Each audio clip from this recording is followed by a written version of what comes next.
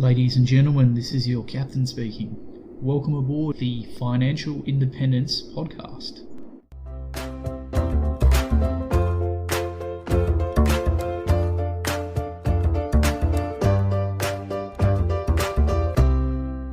G'day, and welcome to another episode of Captain Fi, the Financial Independence Podcast, where I open the cockpit to some of the best and brightest in personal finance, as well as those who have reached or are on their way to financial independence. Before we get started, remember, nothing said here is financial advice, and you should always do your own independent research before making any financial choices.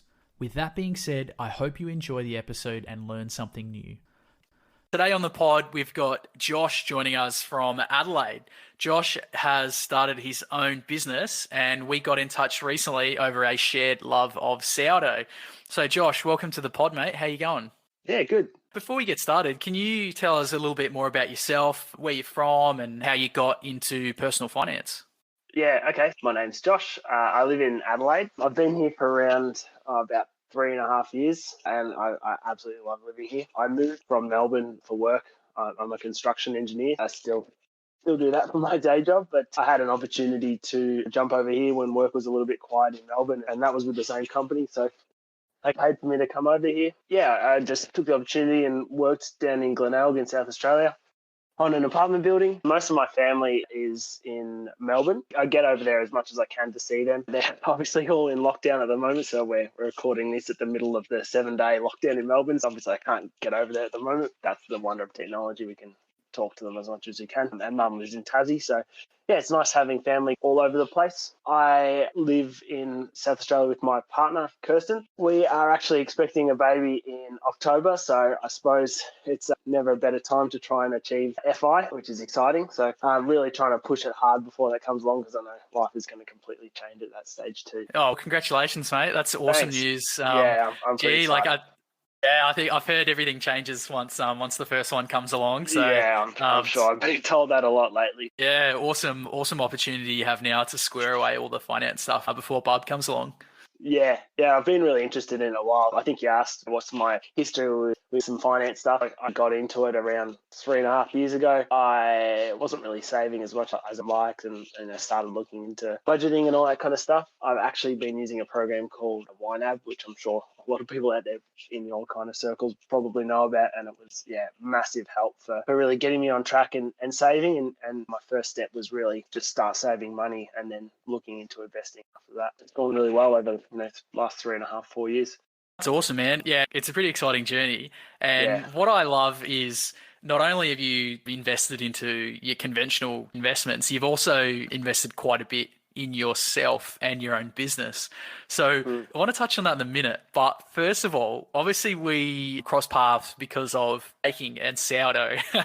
So I developed a bit of a lockdown habit during COVID of baking sourdough, and I baked a lot of crap sourdoughs and had a lot of fails. You and half of Australia, it was like the talking point of lockdown, which is, we'll get into it, but I guess that was another reason for me to try and go for this kind of business too. What got you started baking sourdough, mate? I'm proud to say I actually started before the whole lockdown thing. So I was probably going on about 2 years ago. I love cooking and all that kind of stuff in the kitchen. I tried to make bread probably 5 years ago, and I tried it once and failed. I think it was just a normal bread. It wasn't very good. It was dense and crap, and I kind of thought, don't worry about that. I'll try that another time. So yeah, I can't actually remember the reason why I started. I think I just came across a picture on Instagram or something like that of someone's bread and thought, I'll give it a try. So I made my starter. I followed all the steps, made my first loaf of bread. And I'm sure you'll probably happen to you as well. My first loaf was absolutely terrible. It was flat and dense and didn't taste very nice. But yeah, you only get better from there. And now it's pretty consistent. I can pump out a good loaf of bread. It is. There's a lot of variables in there as well. Like it is, yeah. Unless you've got someone showing you step by step, it's pretty hard to master it on your own. But it's awesome once you do, because I was at this trendy cafe and they were selling loaves for like $14 or something of these artisan sourdoughs. You can make it for 40 cents worth of flour, I think. Yeah, and if you've got a big commercial oven, which I'm sure most people don't, but you can bake like 40 loaves at a time. It's gone through my head before. If I was to ever open a bakery or something like that, a few hours to bake 120 loaves of bread, and you add that up for even $10 each, and you'd be doing pretty well, I think. Hey, printing money, mate. The definition of making bread, hey? Exactly. And it's fun too. Yeah, and you get I've always got bread in my house. And So Josh, how did you make the leap between enjoying baking bread? Now, you said you're an engineer. Yep. So how does an engineer start a bread baking business? So I've always been interested in the kind of side hustle life, and I suppose I'd never really known how to get into it, and always thought about it. And there's always all the courses and ads that pop up that say drop shipping and build a website easily for yourself or something like that. They're all just crap, to be honest. I'm sure that some people probably have success, but I know a lot of people probably also don't. So I was taking bread round to, gatherings and friends and family, and they'd always ask, how do you do this? God, this is so good. And it's honestly quite easy. It just takes a bit of time to get it all set up and make sure you got the right equipment and all that kind of stuff. I tried to explain how easy it was and what you actually need to get started, but I'd noticed that a lot of people probably never ended up taking that step. So I came up with the idea from that. It's easy enough to find all this equipment and find a supplier and get all this equipment together, try some starter so people can basically get started straight away. You don't have this huge time to wait before you can start making nice bread. You can be up and running in 2 to 3 days. And yeah, took off from there. Wow, okay, so you don't actually sell the bread, you just teach people how to make it and give them the tools.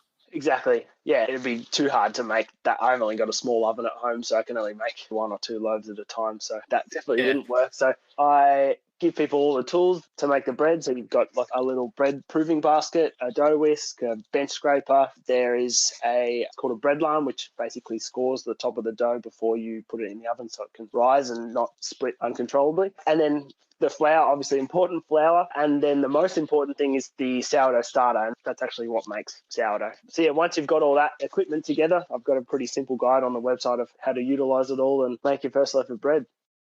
That's epic. And so have you had much success then in terms of sales? Yeah.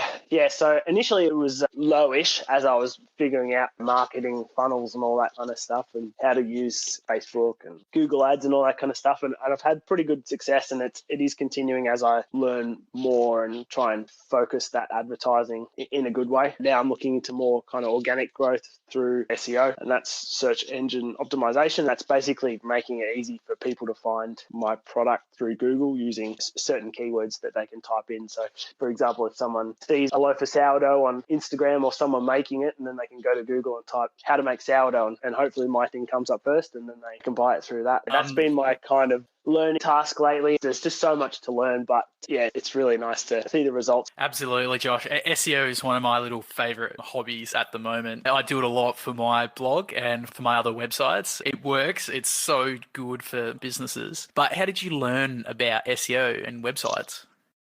Honestly, just through online resources. I haven't really had a kind of teacher through this whole process, so it's really been as simple as jumping on Google and typing in SEO. There's a bunch of free resources out there. I've never actually paid for a course. There's Facebook groups, there's subreddits all dedicated to SEO. And if you just branch out there and learn as much as you can and grab information from all different sources, then you're generally going to be pretty good.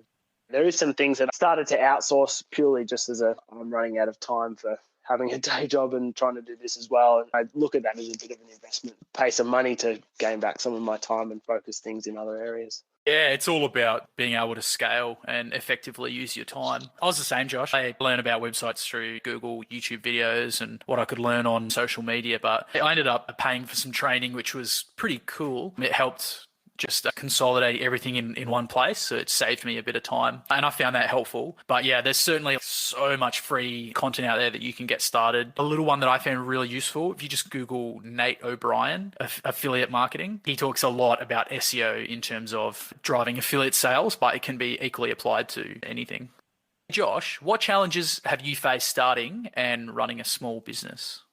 I suppose probably the initial funding. So obviously with a small business that carries a stock, you need a bit of upfunding to actually buy that stock and set up your website and start marketing. And if you are going to start doing some training courses, then you pay for that. But yeah, it's definitely one of those scary things that you have to get over at the start, that you need to be not really scared to fund it if you think you have a good idea and you think that it's worth it. And there's all little things you can do to try and validate your idea before you go and spend thousands of dollars on stock that you might not end up selling. There's ways to reduce that risk, but like with anything, risk equals reward, and high reward, there's sometimes high risk. You just have to take the chance sometimes, trust that you've got a good idea and that you're going to work hard at it and succeed.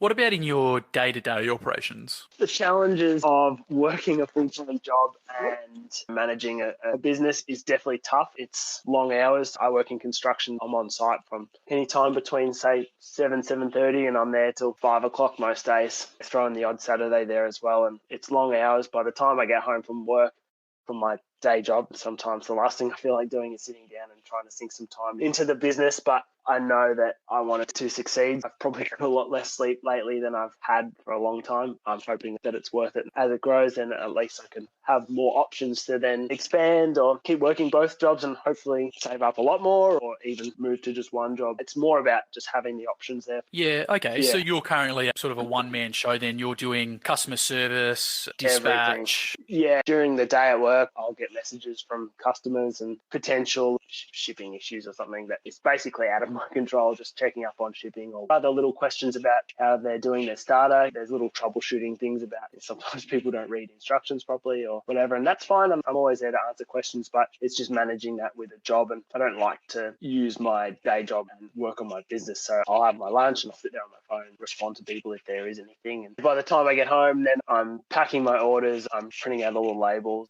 Wow, it sounds pretty busy, mate. So it's exhausting. Something that obviously is pretty natural in a business cycle is obviously eventually scaling. Do you have plans to scale or maybe bring on some employees to help outsource some of these tasks? Yeah, no, I'd definitely like to. So I suppose my first step in scaling is starting to outsource some of these tasks that I just admitted to myself that I don't want to create more time by taking away my home time, and especially with a baby on the way, that I don't want to eat into that. Yeah, acknowledging that I need to maybe outsource some things, and time is money. I'm happy to spend a little bit of money. At the moment, I've got some content writers producing some content for me, so I give them as much information as I think needs to be in an article or a story or something like that, and they'll create a piece of content which I then sign off, and it'll make its way to my website. That's all part of that SEO progression. So hopefully with that scaling brings in more customers, which helps me then outsource more things, and that's my way of just scaling up. That's awesome. How many kits do you normally sell a month? It's definitely picked up as I've started. So my first month in selling was January. That's when I got my first sale. And I think that first month I probably got maybe like a couple of dozen, which was pretty good. I thought that was amazing. And then February, maybe 80 to 100. And then every month since then, it's grown. The last month has been probably over 100 in the month, which I've been really happy with, averaging, 3 a day or something like that. And then some days I've noticed busier than others. So for example, yesterday I got 9 orders, which I was absolutely thrilled after getting 0 on Thursday. Yeah, it's highs and lows. Sometimes Facebook might market it to different people, or it could be the weather. Marketing is just this absolute beast that I'm sure people have written theses on how it all works. So I'm just trying the best I can, and it's ticking along well.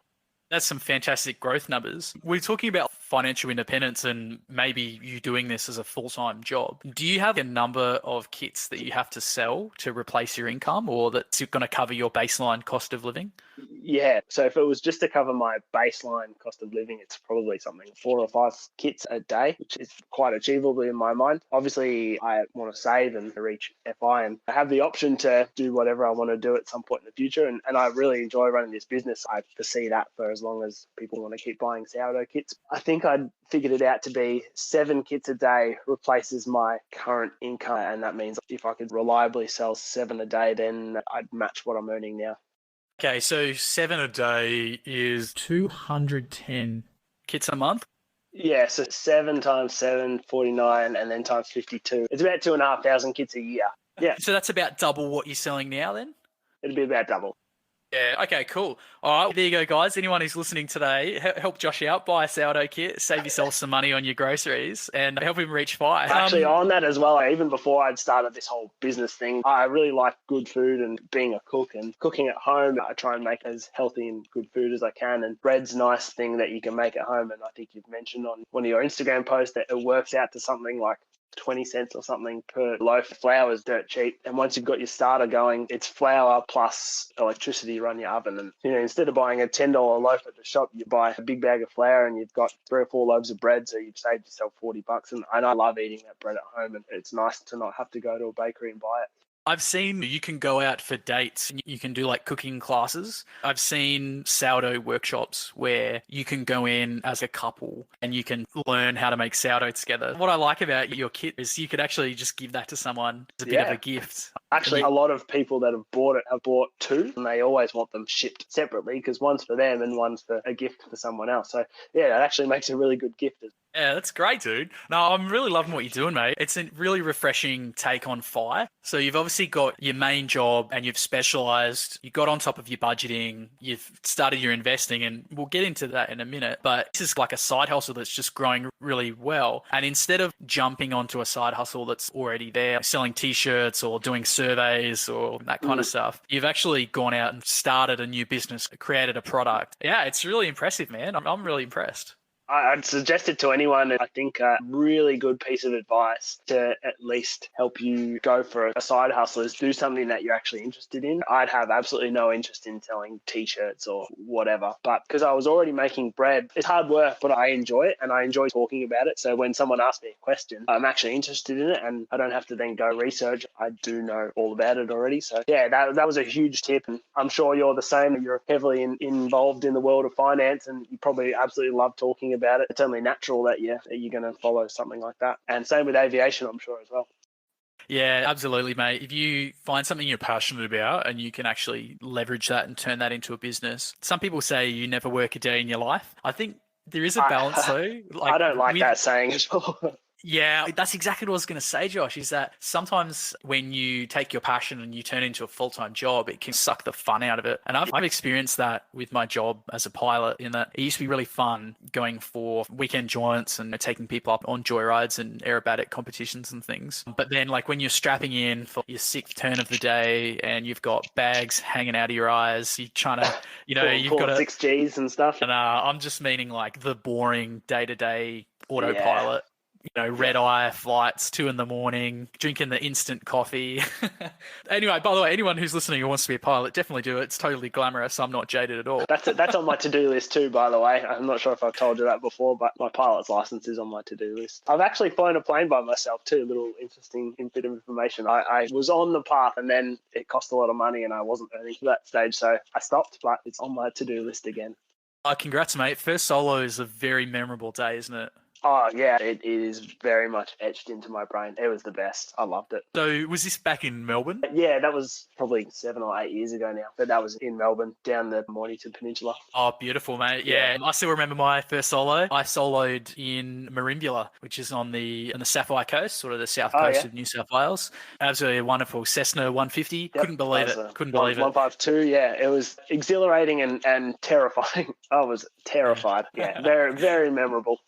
Oh, that's epic, dude. Hey, look, before I get smashed in the comments, I guess we better get this back on track. Sure. Talking about business. Look, I love aviation. I could talk about this all day, man. We can catch up over baking some sourdough and some flying when I'm in Adelaide, mate. So my next question, Josh, is how have you actually managed your accounting and business finances? So you said it was a bit tricky getting the initial capital. So I'm assuming you literally just fronted your own cash. How did that work and how do you manage your sort of day-to-day expenses for the business?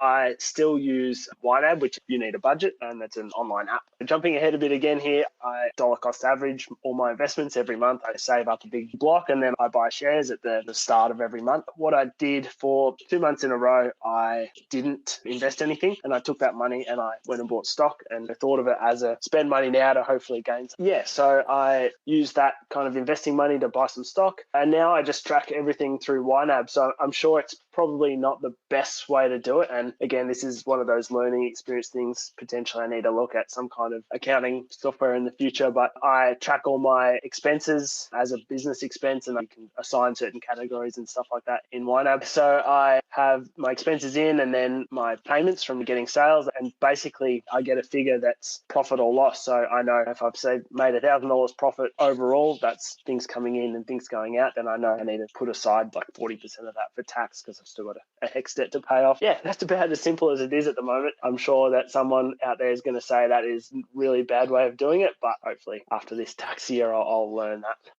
Okay, so to clarify, you treat your business and personal incomes together, so it's like a sole trader? Exactly, yeah. So it is mixed at the moment. However, I do categorize all the payments separately. I could create a spreadsheet and I know my business expenses. I only have one bank account, so it's all mixed together. But I can quite easily know exactly what is for the business and what isn't. Okay, and do you use an accountant at all? I don't, which is probably not good at this stage. So look, I did the exact same thing, hey, when I started my website business and I just used my personal card. And look, I personally found it to be a nightmare, but I got a good accountant who promptly rats me over the knuckles. And anytime I try and do something silly with my business accounting, I sort of get a slap across the face. You have a business credit card or something like that. You just put all expenses through that.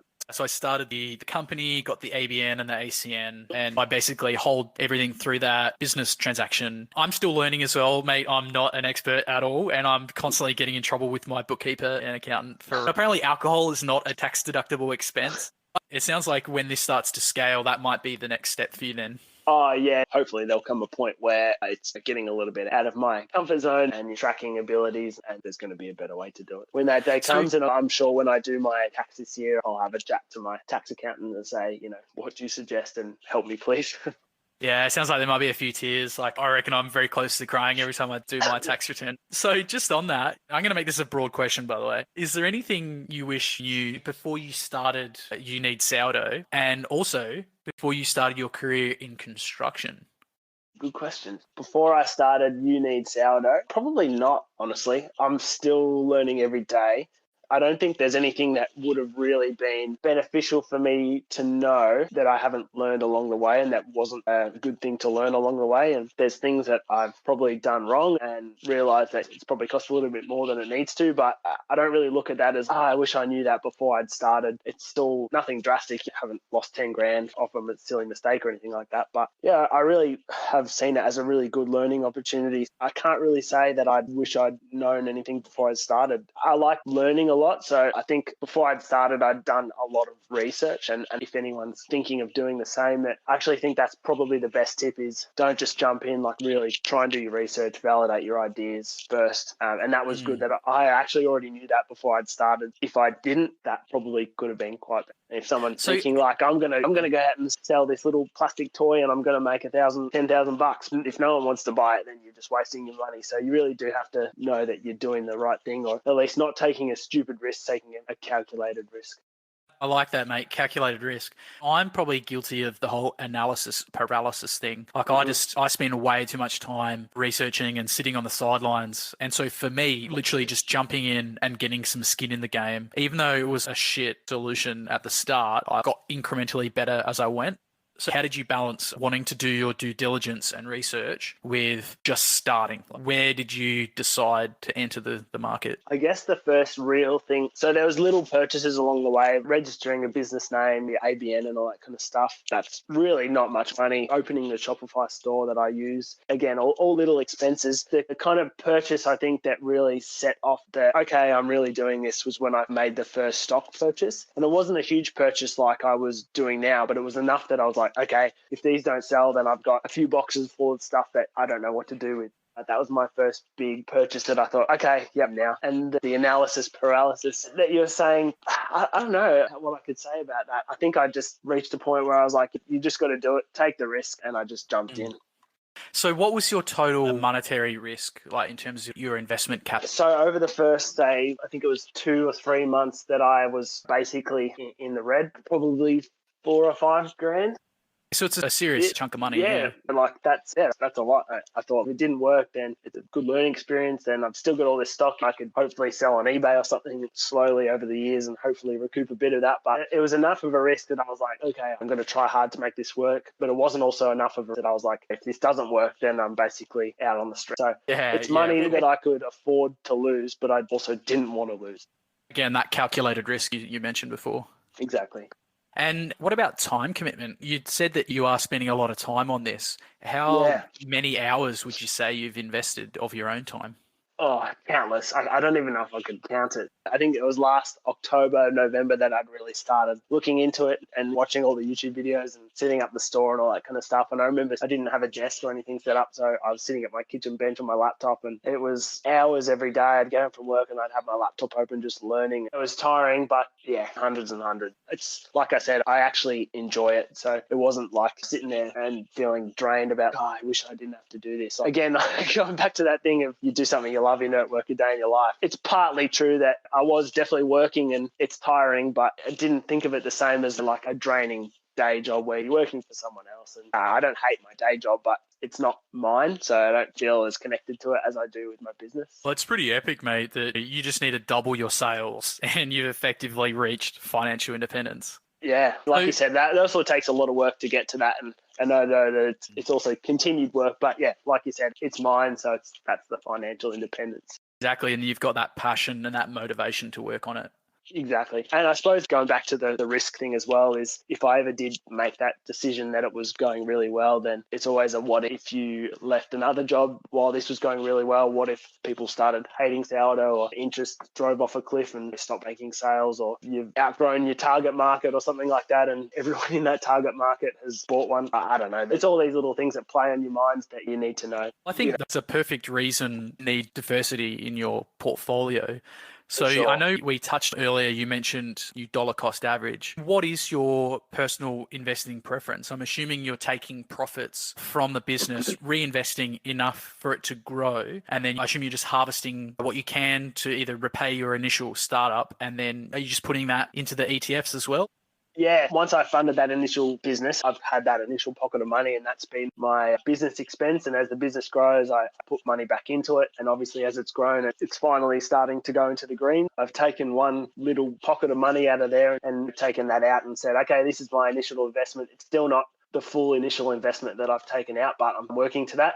So once I've taken that back out of it, anything that stays in the business, I'm just going to keep it in there to keep growing it. And hopefully it comes a point where there's more coming in than I actually need to use to let it grow more. So for outsourcing or scaling, and I can start then paying myself a wage out of business income. Yeah, awesome. Your plan is to basically scale it to therefore increase the income potential in the future. Yeah, exactly. So what about your personal wage then? How do you divvy up your investments and what do you invest in? I get paid monthly every month. With YNAB, I fund all my monthly living expenses, and then whatever's left over, I put into savings, and I use that savings to buy shares. So I buy ETFs, very broad ETFs. I actually have a Vanguard VDHG. Oh, yeah, they're all in one fund. Yeah, it's a nice, simple solution. Yeah, and it's super easy to kind of one-click buy. I know that it's very diversified and I don't really have to think about it. I'm sure everyone who's listening has probably had the same experience that there's so much information out there, but it's easy to get in the thought of, oh, I could just buy the next Afterpay and make 1,000%, but never really interested me. Don't get me wrong, I have made those purchases in the past, but now that I'm focusing on my business, I think that I'm happy with just the easy, still have a risk there, but lower risk and not having to sink that extra time. And I'd rather put those resources into my business. It's ironic, isn't it? Because most financial planners, financial advisors, and I guess just the conventional industry will tell us that stocks are the most risky category and you should not have all stocks. Buy real estate. Yeah, but when you go for the total broad market index and just ignore it, as far as I can tell, like when I look at my personal portfolio and what the history has shown, it seems to just be the lowest risk option. Exactly. Compared to having it in a high interest. So I have my normal banking with ING, and over the years, the interest rates just gone lower and lower and lower. And now they've actually introduced all these extra steps you have to go through to actually get that bonus interest. And I've almost lost interest in trying to meet those because what it actually pays out versus me just putting my money into a diversified fund ETF. Yeah, I just do that and ignore that. Obviously, there's highs and lows, and did last year that there's quite a big dip in the market, and I didn't even pay attention to it. It's nice to know that think about it long term, and you generally be okay. Again, it might not be, but then if it's not, then everyone's in a bit of shit, not just me. Yeah, exactly. I would say if our ETFs all went to zero, we'd have bigger problems in the world, maybe another Yeah, pandemic or zombie apocalypse or something. yeah, exactly. But just on that as well, taking that money and investing it in your business, I hazard a guess based on what I've seen with my business, but that startup capital has probably performed so much higher than Oh, you had yeah. to just put it into ETFs, right?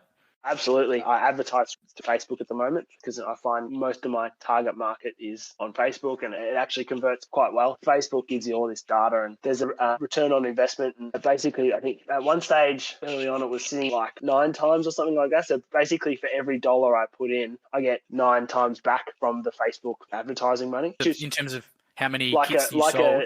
yeah, so say I spend $30 a day on Facebook. If I made $300 worth of sales, that's a 10 times ROI. However, obviously you've got to think about profit. So I don't make $300 profit. I've got to take that $30 marketing budget. I've got to take all the stock costs. I've got to take postage costs, all that kind of stuff, even tax. And you got to pay yourself as well. Yeah, exactly. You got to pay There yourself is, an hourly wage or something yeah, out of for that. sure. It's not 10 times profit, but when you still add it up, there's a massive gain in there for that.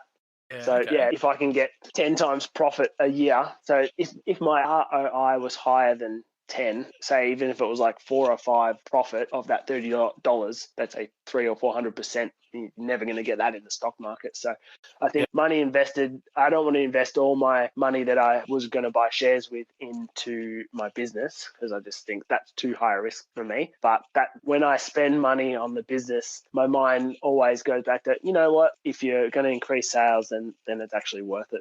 Yeah, that's good, man. So other than your business and the diversified ETF, do you invest in other exotic asset classes? Like, yeah, I don't know, do you have sports cars or property or fancy So artwork? I don't actually. At one stage I had jumped on that crypto train early in like 2017, I think, when all that initial kind of bull run for all the crypto. I jumped on actually before that started from a tip from someone at work. I sold out of that recently and got a nice little profit on that. That kind of scared me away a little bit with the massive fluctuations. Yeah, so it was a good little learning experience as well. And I can say I was one of the lucky ones and actually came out okay from that. But at the moment, it just doesn't interest me. Yeah, I don't have any crypto anymore. With your crypto, so you mentioned you disposed of some coins. How Yeah. did that work with capital gains tax and all that sort of accounting side of the house? Yeah, so I figured out my total profit from what I'd basically put in. It wasn't a lot, like I'm not, tens of thousands of dollars or anything. It was only a little bit of money, but it was enough to obviously make an impact on my tax return. So I just told my accountant, this is what I sold it for and this is what I initially bought it for. This much extra, it got added to my total income and taxed appropriately. I just worked out the clickbait headline for this podcast episode. Local Aussie business owner sells crypto, funds small business. Perfect. Yeah, it probably works out roughly the same. So yeah, do it. Go. That's hilarious, man. Oh, that's awesome. Yeah, I'll look slowly in the crypto train. Obviously, I got burnt on the recent correction, but I don't know a lot about it. I've spoken to one of the leading Bitcoin experts, which was Stefan Livera. He's very bullish on Bitcoin. Wasn't a big fan of the other sort of altcoins, but yeah, I just have the two main ones and just learning as I go along. Yeah, for sure. It's interesting to me, and I think there's a place for it. But again, I think a lot of people out there haven't done that level of research and they just jump on the meme train, as I guess you'd call it, and just think, oh, Bitcoin to the moon, and then that's it. So, what about Breadcoin? Could we start Breadcoin? Yeah, let's do it. We can do it. We're going to be millionaires.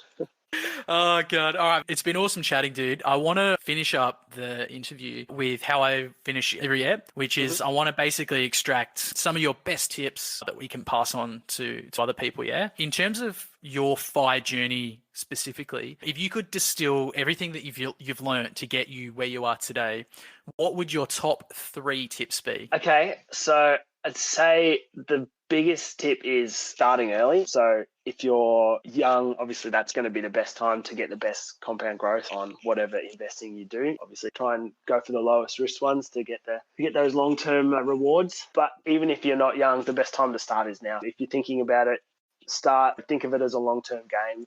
I think that was the biggest thing for me. Don't think you're going to make 100% in the next year. And if you don't make 100%, then, it's game over. It is a long-term thing. Yeah, I think just starting early, or if not starting now, is the best tip I could give. If you are also in those early stages, you're working out, you're learning about money and you're learning about budgeting. That was the catalyst for me to start looking about all this stuff. And that's what led me on the path. I think I started learning with Aussie Firebug was a big kind of influence. And I think even YNAB was suggested by him in one of his early posts. And this was, probably 4 or 5 years ago now. Budgeting really made me comfortable with money that I could then use what I had left over to invest. If I didn't know where my money was going and how much that I had, I wouldn't have been comfortable to invest what I had. I would have always thought, what if I need it for, car service or this or whatever. I'd say budgeting is probably another huge tip that don't overlook and really start early as well. Try and save as much as you can. Also, obviously, try and live your life at the same time. Don't be too frugal. And that's my last tip actually, is that you really want to have fun at the same time as budgeting. So don't let it rule your life. I think it's easy to fall in that trap. I'll admit that I did the same thing when I started doing the whole budgeting thing. I probably got a little bit too frugal. I was trying to save too much money. I was trying to pinch the dollar at every turn. And there's probably some things that I missed out on that you can't go back and do. So it's not too drastic, but don't let it rule your life. Make sure you're still spending money reasonably where you can, and go out and have a beer, or go out and take a joy flight with Captain FI and just have fun.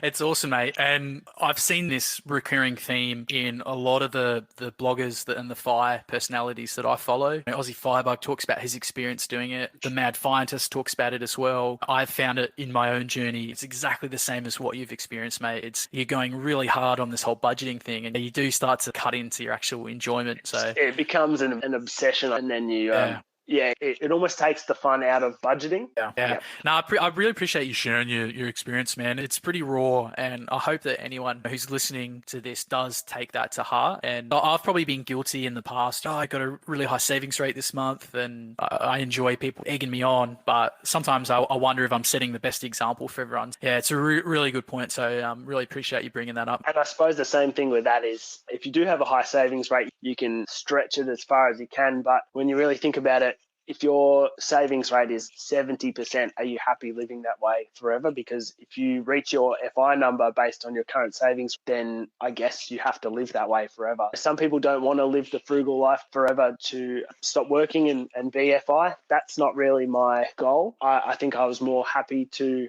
live the way you want first and then save for it. Obviously, you don't want to go out and buy jet skis and fall into the trap of buying $2 million houses and all that kind of stuff. That's silly in my mind. But in the same sense, live the way you want first and then save for that life. And I've found that's been a huge kind of piece of advice for me. I think I've read that probably on the Aussie Firebug thing too. Yeah, so reaching FI by increasing your income more than being frugal and cutting down. Yeah, exactly. That's good, mate. Obviously, Firebug's been a really positive influence on you, man. Who else have been really good influences or other experiences or books that you've read on your financial independence journey that you'd be able to pass on and share with the rest of us? So honestly, I'm not a huge book person. I know that in the whole entrepreneurial life, everyone says you got to read 1 million books every day. But with the internet now, there's so much resources out there. There's plenty of great stuff on YouTube, like subreddits. I think when I started budgeting, I was on the Oz Finance subreddit, and there's just so much great information about flowcharts on how to do things, good little tips about going out and researching all your bills and making sure that you're reducing money that way. And then same thing of career choices to try and increase that income as well. I'd suggest using the internet, and people do love books and that's fine, but my experience was just jump on the internet and do a quick Google search and just learn as much as you can. Just keep reading. And then through that as well, all the Facebook groups, obviously that's how I got to know your stuff. You're obviously pretty active on social media. I follow all the Captain FI stuff, and that's been a huge help as well. That was through Aussie Fire and just the group conversations that happen in those blogs as well. They're a really good community and an awesome resource. I'll link all of the various communities and stuff that I've found useful. If there's anyone else out there that is interested in starting that kind of business and doesn't know where to start, then jump online. And there are also really good resources that I've found through that. Reach out and I can give some tips if I can. Yeah, awesome. So Wrapping up, mate, where can we actually find you? So you've got the blog and you're on social media. Yep. Where else do we find you? Are you in the yellow pages, mate? Yeah, I've got a few online listings out there. That helps with SEO as well. But I think social media and website is definitely the way to go. Awesome. So that's youkneadsourdough.com.au. Yep, and that's just need with a KNEAD, as in of course, You Knead Sourdough. Yeah, that's right. Had to throw a pun in there somewhere. Hey, that definitely passes. October, you will be a dad, so definitely that's future-proof the business. I'm just getting in early, Future-proofing, exactly. That's so awesome. youkneadsourdough.com.au, same You Knead Sourdough on Facebook and Instagram, and as I said, I'm pretty active on social media, so I tend to answer pretty much straight away. I've always got my phone on me. Yeah, jump on, ask me a question, and I'll help as well as I can.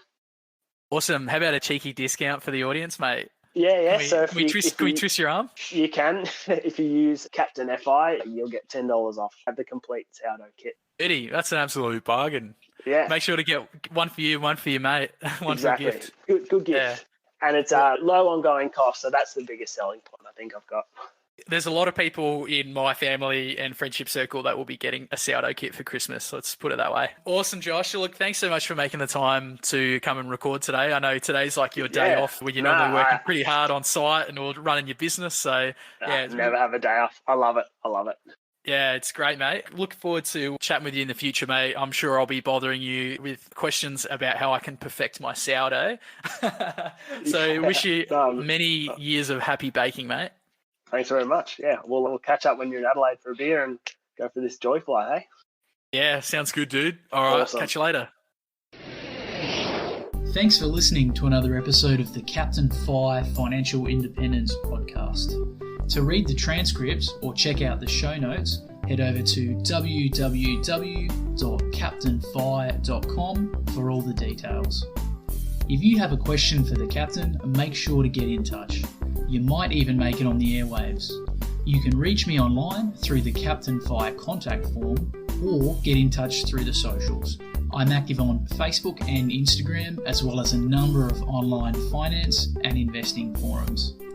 And finally, remember, the information presented on the show and the links provided are for general information purposes only. They should not be taken as constituting professional financial advice. You should always do your own research when making any financial decisions and make sure it's appropriate for your personal circumstance.